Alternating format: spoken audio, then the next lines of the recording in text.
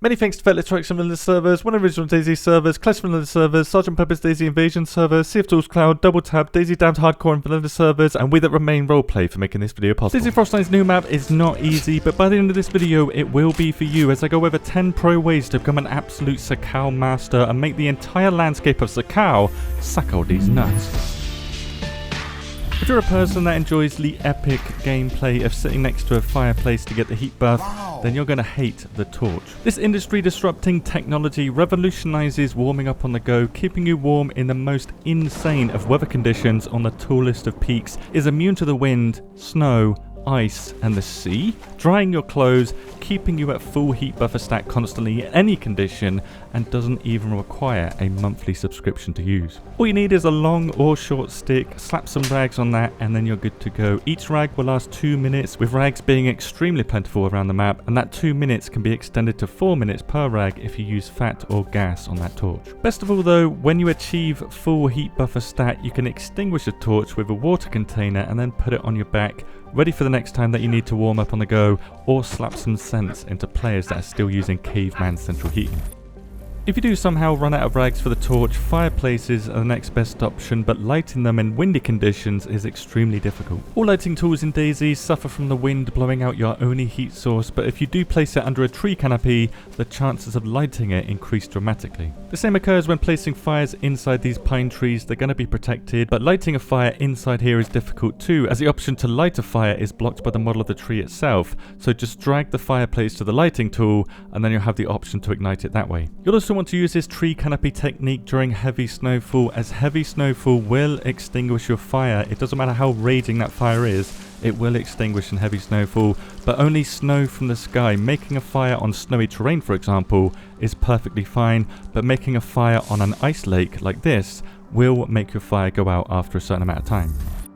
If you're a person that can get past the fact that the new fishing mechanic is offensive to Americans, fishing on Sakhal is easily the most reliable way to get food, but to make the most of the many hours that you're going to spend fishing, use the best equipment possible. If you use an improvised rod and a wooden hook, you're only going to get 35% of a fish somehow, but if you use the normal fishing rod with either a jig or a normal fishing hook, you're going to get 100% of a fish, meaning that you're going to need to fish 3 times less often, making you much more efficient. You can find this fishing equipment at these wooden boats on the coast quite easily, with a fishing rod fitting in the shoulder slot with hook and worm attached to it too. If you fish enough, you're likely going to find a cooking pot to cook your fish in. However, baking the fish, or any food for that matter, will remove 5% of the food when it becomes baked. Boiling, on the other hand, doesn't reduce this percentage and will give you more bang for your buck compared to baking too. For example, when baking the steelhead trout fillets, you will get a total of 231 units of energy plus hydration after the 5% has been removed, but when you're boiling you get 244. I know it's only 13 extra, but it does give you more hydration, which is a lot more valuable in Sakhal compared to other maps. This table also shows the other fish found in Sakhal, the pollock, which is much worse in food value, especially when you consider that red caviar will only come from the steelhead trout. Red caviar gives you half the hunger value of a 100% piece of fish, lets you consume it much faster than half a fish, only takes up 1 slot, and because you can eat it raw and it's best when it's raw, you don't need to spend any time cooking it, making it the best food source in DayZ. In this patch, the shovel, field shovel, pickaxe and farming hoe will net us 3 worms per animation, whereas all other tools will only give you 1, making fishing a lot faster, as worms are most of the time the bottleneck when it comes to fishing, allowing us to yank one out more frequently with the help of a hoe.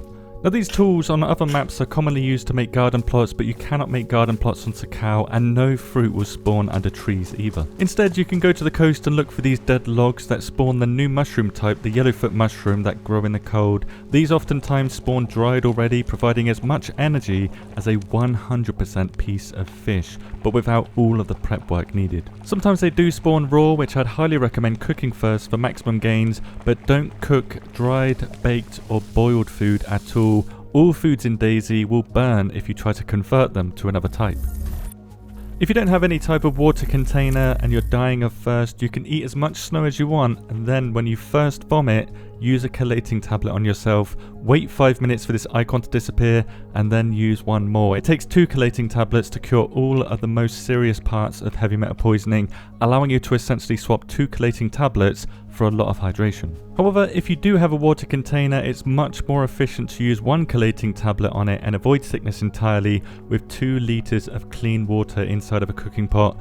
Or if you're lucky and you found a jerry can, you can chelate it for a huge 20 liters of water, or better yet, a full barrel will be chelated with just 1 chelating tablet, giving you 100 cooking pots full of clean water, making these chelated barrels an amazing part of anybody's base. Or you can create your own clean well in the middle of the forest somewhere. On the other hand though, if you don't have a container, these chelating tablets drop very often from medical infected types, which are found mostly in these port town medical areas.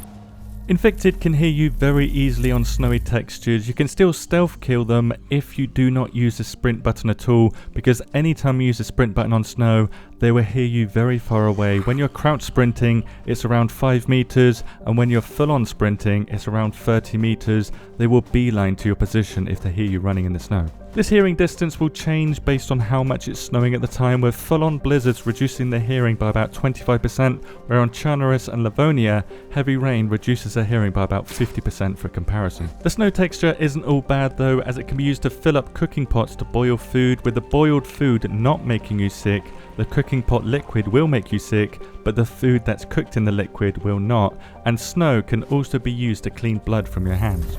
Near villages, on the end of one of these dirt paths, you will always find a clean water source, otherwise known as a water spring on Sakhal. The best way to use these is to go inside and drink from the inside, possibly placing a fire or torch nearby to warm you up as you drink. This also allows you to hide from sight while overlooking potential angles of attack, stops you from getting wet from snowfall, and gives you a canopy heat bonus, which means that your total insulation value is higher while you're covered by the hot springs roof. I've tried this on many different wells or water springs, and none of them have made my shoes wet so far.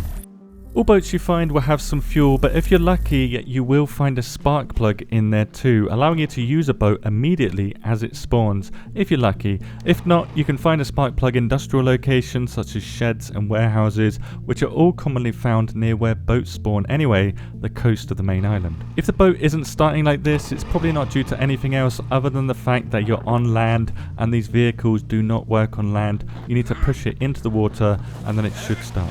The only other time it won't start is when you run out of fuel, which can be found in all port towns around the main island too. Usually next to industrial areas, you will see pumps like there are on Chernarus. Destroying the floaters of a boat, these 3 inflated plastic parts will sink the boat, and the same will happen when the engine becomes too damaged too, or when it becomes ruined, sinking all players down with the ship. You can repair these plastic parts with a tyre repair kit, or repair the engine with a blowtorch, with sunk boats despawning and respawning at boat spawn points, but flipped boats don't despawn and cannot be flipped back over, so watch out for rocks. If you end up back on dry land, another boat that is useful are these ones here, often spawning amazing loot, and has been a source of many chelating tablet spawns for me, including a pristine plate carrier vest.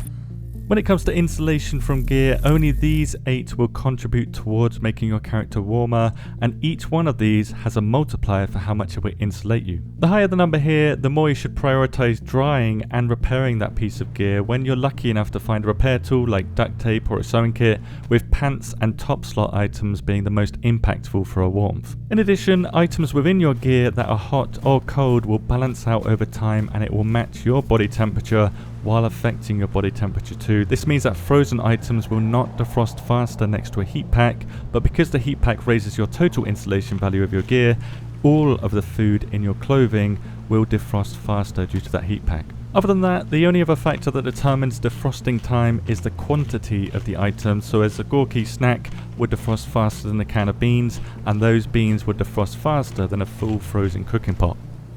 With the info in this video, you are now a certified skilled master of Sakhal, but the skill of pressing the like button is yet to be determined, my friend. If you have tips to add, share your mastery in the comments below, and if you're new to Sakhal, I made a video sharing the essentials of Sakhal survival. A big shout out to Raising Some and Toucan for the €10 donations recently. Thank you very much for watching, and have a good day.